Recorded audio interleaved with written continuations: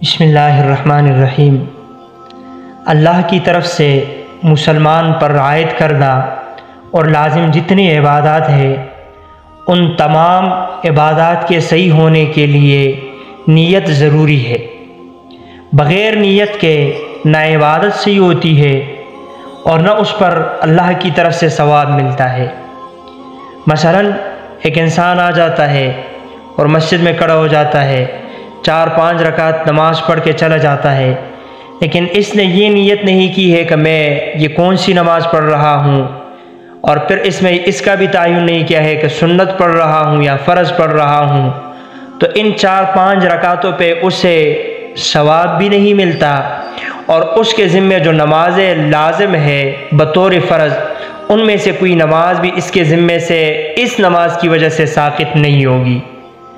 یعنی فرض نماز کے ساقط ہونے کے لیے کہ آپ پر جو فرض ہے وہ پورا ہو گیا، ضروری ہے کہ آپ نیت کریں، اور ثواب کے لیے بھی ضروری ہے کہ آپ نیت کریں۔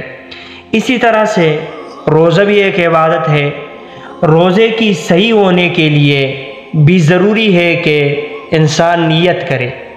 اب نیت کس چیز کو کہتے ہیں؟ نیت کہتے ہیں دل کے ارادے کو۔ کوئی انسان ارادہ کر لیتا ہے دل سے کہ میں کل روزہ رکھوں گا۔ کوئی انسان نماز کے لیے کھڑا ہو گیا اور دل سے اس نے ارادہ کر لیا کہ میں عصر کی نماز 4 رکعت پڑھ رہا ہوں، تو اس کی نماز بھی صحیح ہوگی اور روزہ بھی صحیح ہوگا۔ یعنی الفاظ زبان سے کہنا ان دونوں میں ضروری نہیں ہے، کیونکہ حدیث میں کوئی ایسے الفاظ ذکر نہیں ہے۔ باقی جو 2 دعائیں پڑھی جاتی ہے یا ان کو آسان الفاظ میں نیت کے الفاظ ہی کہہ سکتے ہیں، وہ 2 ہے وَبِصَوْمِ غَدٍ نَوَيْتُ مِن شَهْرِ رَمَضَانَ، اور دوسرے جو الفاظ ہیں وہ ہے وَنَوَيْتُ أَنْ أَصُومَ غَدًا لِلَّهِ تَعَالَى مِن شَهْرِ رَمَضَانَ۔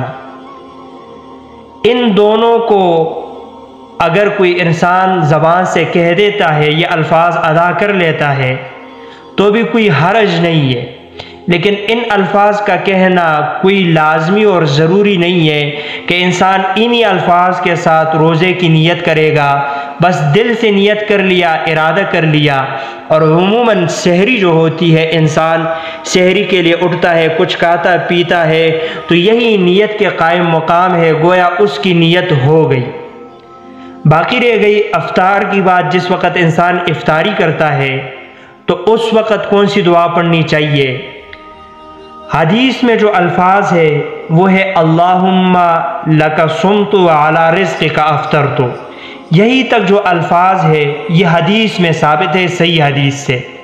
اس کے بعد بھی کچھ کتابوں میں یا درودوں میں، نماز وغیرہ کے جو درود ہے ان میں اضافہ ملتا ہے، لیکن وہ اضافہ جن روایات میں یا جس حدیث میں ہے ان کے صحت پر کلام ہے۔